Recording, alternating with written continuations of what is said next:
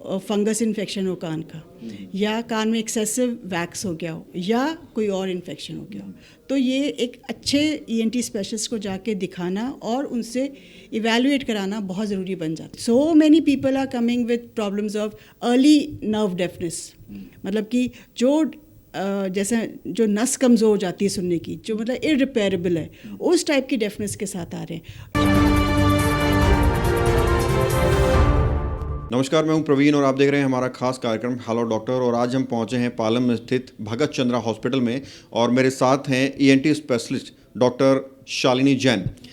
Ma'am से आज बात करेंगे नाक, कान और गले के संबंधित बीमारियों के बारे में और बहुत सारी जानकारियां आपको ऐसी देंगे जिनके बारे में शायद आप जानना और समझना चाहते होंगे. मैम, बहुत बहुत स्वागत है. Thank you very much. Doctor Shalini, पहला सवाल मेरा ये है कि आजकल बहुत सारे लोग परेशान रहते हैं, कानों में खुजली होती है, इन्फेक्शन हो जाता है, तो ऐसी क्या कंडीशन हो कि एक डॉक्टर से संपर्क करना चाहिए पेशेंट को? देखिए, जब कानों में खुजली हो रही है, हम जनरली क्या करते हैं, हम कोई भी डंडी वगैरह लेके और उसको वी स्टार्ट स्क्रैचिंग इट. ये हमें अवॉइड करना चाहिए. और स्पेशली अगर जो उसके साथ स्क्रैचिंग के साथ साथ अगर आपको ऐसा भी लग रहा है कि कान से कोई डिस्चार्ज आ रहा है या कुछ ब्लैक टाइप का आ रहा है ना, या दर्द भी हो रहा है साथ में, तब तो बिल्कुल भी नहीं आपको ऐसे करना चाहिए. एंड ऐसी कंडीशन में आपको डेफिनेटली एक ईएनटी स्पेशलिस्ट के पास जाना चाहिए, क्योंकि ये जनरली ऐसे तब होता है जब या तो फंगस इन्फेक्शन हो कान का, या कान में एक्सेसिव वैक्स हो गया हो, या कोई और इन्फेक्शन हो गया हो.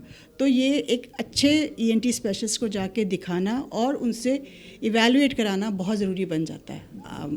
और ये इन्फेक्शन हम ज़्यादातर तब देखते हैं जैसे बारिशों के मौसम में, है ना, जब चेंज ऑफ वेदर होता है, कान में पानी घुस जाता है, या जो बच्चे या बड़े लोग जो भी स्विमिंग ज़्यादा करते हैं, स्विमिंग पूल्स में या बारिश में नहाते हैं, ऐसे इंस्टेंसेस पे ज़्यादा देखा जाता है ये इन्फेक्शन. और उसके अलावा जैसे जो इम्यूनो कॉम्प्रोमाइज पेशेंट्स हैं, जैसे डायबिटीज़ मेलाइटिस है पेशेंट्स को, या उनका कोई और कैंसर का इलाज चल रहा है, या कोई और रीनल ट्रांसप्लांट का, या कुछ ऐसे पेशेंट्स में भी देखा जाता है. अच्छा जी, माफ़ी चाहूँगा बीच में आपको टोक रहा हूँ क्योंकि समय लिमिटेड है. अच्छा, ये बताएं मैम कि नॉइज़ पोल्यूशन आजकल बहुत फैल रहा है और लोग कान में लीड लगाकर बातचीत करते हैं, 24 घंटे फ़ोन पर बातचीत करते रहते हैं ज़्यादातर समय में. तो इससे कितना इफ़ेक्ट कान पर पड़ता है, कितना घातक है? हाँ, ये अभी जब से ये शुरू हुआ है, ये स्मार्टफोन और उसके साथ वो लीड आने लग गई हैं, तो हम देख रहे हैं इवन रिक्शा वाले, छोटे छोटे बच्चे, सबसे पहले जो मेरे ख्याल से फर्स्ट गैजेट जो बच्चे को मिलता है वो है उसका स्मार्टफोन विद लीड, है ना. वो बच्चे के कान में लगाते हैं कि बच्चे से चुप हो जाएगा उसके कान में. पर ये इतना इंजूरियस है और इन दी लॉन्ग रन तो ये अब जैसे धीरे धीरे, जैसे अभी कोविड के दौरान क्या हुआ, स्कूल में बच्चों की जब ऑनलाइन क्लासेस शुरू हुई तो मोस्ट यही हो रहा था कि बच्चों को अपना मोबाइल पे या आईपैड पे अपना वो देख रहे हैं और कानों में ईयरफोन्स या ईयर प्लग्स लगा रखे हैं, है ना. तो अब ये समझ में आ रहा है कि so many people are coming with problems of early nerve deafness, मतलब कि जैसे जो नस कमज़ोर हो जाती है सुनने की, जो मतलब इररिपेयरेबल है, उस टाइप की डेफनेस के साथ आ रहे हैं. एक तो वो डेफनेस हो गई, दूसरा हो गया टिनाइटिस. मतलब जब कानों में आवाज़ें आती हैं गुन गुन गुन गुन, छोटे छोटे बच्चों के, उसके साथ साथ कान में इन्फेक्शन, मायरेंजाइटिस, मतलब जिसमें जो कान का पर्दा लाल हो जाता है, कान में हल्का हल्का दर्द रहता है. ये कुछ प्रॉब्लम्स अब recently specially after the Covid ये देखने में आ रही है, जब ज़्यादा ईयर प्लग का और ईयरफोन्स का इस्तेमाल शुरू हुआ. तो बहुत इट इज़ वेरी इंजूरियस और हमको बिल्कुल अवॉइड करना चाहिए. ये जो तमाम दर्शक देख रहे हैं इनको समझ लेना चाहिए कि हद से ज़्यादा आवाज़ भी बहुत ज़्यादा नुकसानदायक होती है. कितने डीबी तक उनको ठीक रहता है कि इतने डीबी तक चले, कोई नहीं, ऐसा नहीं है कि कितने डीबी तक, डिपेंड करता है कितने टाइम तक वो एक्सपोजर होता है. देखिए, आप वंस इन अ डे, जैसे आप 10-15 मिनट के लिए आपने लगा लिया कोई, लेकिन आप कंटिन्यूसली, अब बच्चों को तो पता ही नहीं होता है, वो तो उनको मज़ा आने लग गया तो वो सुबह को भी लगा रहे हैं, दोपहर में भी लगा रहे हैं, शाम को भी लगा रहे हैं. ऐसी जो ज़्यादा ऑफिस गोइंग लोग हैं, जैसे जो ट्रैवल कर रहे हैं ज़्यादा कुछ, वो भी ऐसी, मतलब अब जब एक बार कान में हैबिट पड़ जाती है ब्लूटूथ की या वो सब उस सब की, वो लगा के वो they don't realize, only once in a while ठीक है आप 10-15 मिनट के लिए लगा लीजिए, बट ये कंटिन्यूस कॉन्स्टेंट एक्सपोजर तो इट इज़ वेरी बैड। अच्छा, आपने डेफनेस की जैसे की बात की, तो क्या ये जेनेटिक भी होती है या फिर ये किसी को भी कभी भी हो सकती है? नहीं, डेफनेस डेफिनेटली जेनेटिक भी होती है। मतलब ये देखा गया है स्टडीज़ में कि जैसे जिनके पेरेंट्स को जल्दी डेफनेस डेवलप हुई है तो वो फैमिली में आगे के आ रही हैं। बट जो अभी रिसेंटली जो देखा गया है कि उसमें ज़्यादातर अगर ऐसा कोई उपयोग हो रहा है ईयरफोन्स का या कुछ, तो उनमें बहुत ही ज़्यादा जल्दी डेफनेस आ रही है। ये प्रूवन है ये। अच्छा डॉक्टर शालिनी, आजकल देखा गया है कि जब कानों में कोई दिक्कत होती है, लोग घर में अपने एक्सपेरिमेंट करने लगते हैं। कोई गर्म तेल डालता है, कोई लहसुन डालता है, तो डॉक्टर को कंसल्ट करने की बजाय वो खुद रिस्क लेते हैं। खुद अगर इस तरह से कार्य करते हैं तो ये कितना खतरनाक उनके लिए? नहीं, बहुत खतरनाक है। मैं तो इतने पेशेंट्स देख रही हूँ, वो गरम सरसों का तेल डालते हैं। छोटे बच्चे के कान में गरम सरसों का तेल डाल देंगे, उसके वैक्स होगा या उसको कान में दर्द हो रहा होगा, गरम एक आध बूंद फिर भी, लेकिन वो गरम सरसों का तेल वो यहाँ तक डाल देते हैं। इतना इंजूरियस है वो, मैं आपको बता नहीं सकती। अगर सपोजिंग कान के पर्दे में इन्फेक्शन हो रहा है, वो रेड हो रहा है, ऐसी कंडीशन में आपने अगर गरम तेल डाल दिया तो सोचिए वो पर्दा इतना नाजुक पर्दा होता है, उसमें गरम तेल डाल जाके वो और बर्न हो जाएगा, बर्न इंजरी कॉज करेगा। मतलब अगर पर्दा अभी तक इन्फेक्टेड ही होगा, सिर्फ वो परफोरेट नहीं हुआ होगा, तो हो सकता है वो परफेक्ट हो जाए। बिल्कुल नहीं, मैं तो बिल्कुल नहीं एडवाइस करती कि ऐसे करें। बेहतर रहेगा कि अगर आपको कोई परेशानी है तो घर में खुद डॉक्टर बनने की कोशिश ना करें, और अगर आप ऐसा करेंगे तो अपने साथ, अपनी हेल्थ के साथ एक खिलवाड़ कर रहे हैं। बेहतर रहेगा कि किसी आप स्पेशलिस्ट को दिखाएं।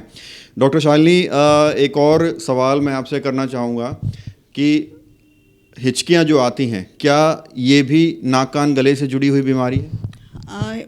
मतलब नॉट कम्प्लीटली। हिचकियों के बहुत रीज़न है, हिकअप्स, इसके बहुत रीज़न्स है। मतलब हमारी नाइन दादी कहती थी कि हमको कोई याद कर रहा है तो आता है, पर इसके बहुत रीज़न्स है। It can be related to your GIT also.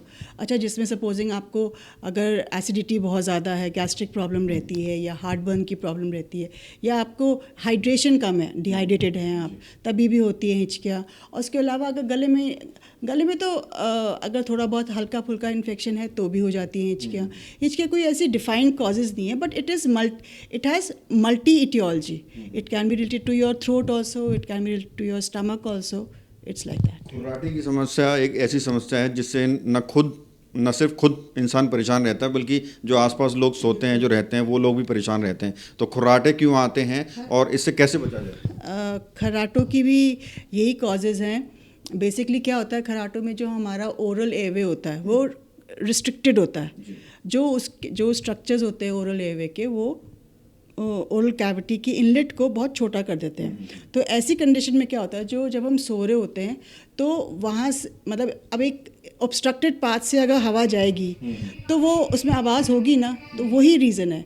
और इसका मेन रीज़न जो देखा गया है कि वो मतलब या तो ओरल कैविटी में, या फिर अगर एक्सेसिव फैट है, तो इन कंडीशंस में भी ये स्नोरिंग या इसको स्लीप एपनिया कहते हैं, ये वो। तो अगर आपको खराटे एक्सेसिव आ रहे हैं, इसकी मतलब बहुत सिवियरिटी के ग्रेड्स हैं।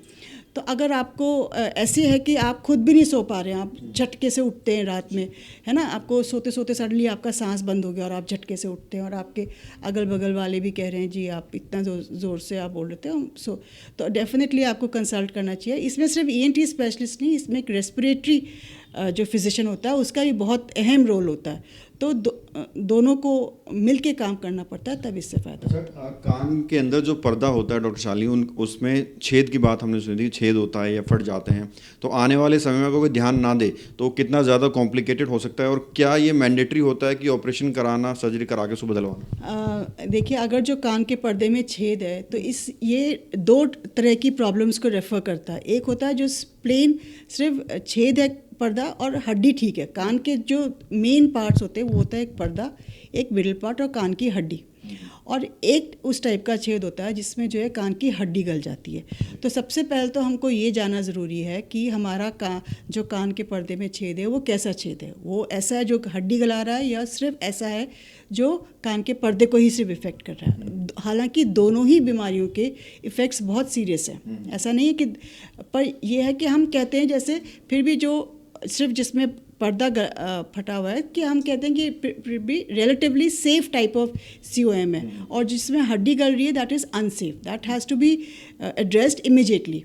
और दोनों में सर्जरी एडवाइज्ड है, पर सेफ़ वाले में हम कहते हैं कि इमरजेंसी नहीं है, क्योंकि पर दोनों में सर्जरी एडवाइज्ड है, और जो अनसेफ है उसको तो हमको बिल्कुल इग्नोर करना ही नहीं चाहिए। और दोनों के इफ़ेक्ट्स ये होते हैं कि सबसे फर्स्ट एंड फॉरमोस्ट तो देखिए आपका कान बहता रहेगा, इन्फेक्शन रिकरेंटली होता रहेगा, again and again and again again, ठीक है। उसके साथ साथ धीरे धीरे आपकी सुनाई कमज़ोर हो जाती है। अच्छा, उसके साथ साथ और भी कॉम्प्लिकेशंस होती हैं, जो स्पेशली जो जिसमें हड्डी गली हुई है उसकी कॉम्प्लिकेशंस ये होती हैं कि मतलब दिमाग तक इन्फेक्शन जा सकता है, वो बहुत तो इसलिए हमको डेफिनेटली इग्नोर नहीं करना चाहिए। अगर जो हमको पता चल गया हमारे कान के पर्दे में छेद है, हमें तुरंत उसका इलाज कराना चाहिए। और टाइम बे टाइम आप ऑपरेशन आप तब कराइए जब आपकी सुविधा हो पूरी, इमीडिएट ऑपरेशन, लेकिन किस टाइप का बीमारी है वो आपको डेफिनेटली पता होना चाहिए। हाँ, आपका ज़्यादा समय नहीं लेंगे क्योंकि हमें लगता है कि बाहर पेशेंट भी वेट कर रहे हैं। एक आखिरी सवाल, भगत चंद्रा हॉस्पिटल में आपका ओपीडी समय क्या है, अगर कोई आपसे मिलना चाहता है, आपको दर्शक देख रहे हैं, और यहाँ क्या कुछ फैसिलिटीज़ हैं ईएनटी डिपार्टमेंट? देखिए भगत चंद्रा हॉस्पिटल में सारी फैसिलिटीज़ अवेलेबल हैं, एंडोस्कोपिक सर्जरीज भी अवेलेबल हैं, पूरा एग्जामिनेशन और डायग्नोसिस हर तरह से, और सर्जरीज सब अवेलेबल है, सर्जिकल केयर, इमरजेंसी प्रोसीजर सब अवेलेबल हैं। और मैं यहाँ पर मंडे, वेडनेसडे, फ्राइडे मॉर्निंग में बैठती हूँ, और ट्यूसडे, थर्सडे, सैटरडे इवनिंग में बैठती हूँ। बहुत बहुत शुक्रिया बात करने के लिए। Thank you. तो ये थी हमारे साथ डॉक्टर शालिनी, जिन्होंने बताया कि अपनी हेल्थ के साथ खिलवाड़ ना करें। कानों की समस्या अगर कुछ है तो एक स्पेशलिस्ट से आपको कंसल्ट करना चाहिए, और खुद डॉक्टर बनने की कोशिश बिल्कुल ना करें, जिससे आपको नुकसान हो सकता है। बहरहाल, कैमरा जर्नलिस्ट प्रशांत के साथ प्रवीण, इंडिया टाइम 24 न्यूज़। खबरों से खबरदार रहने के लिए चैनल को सब्सक्राइब करें और प्रेस करें बेल आइकन।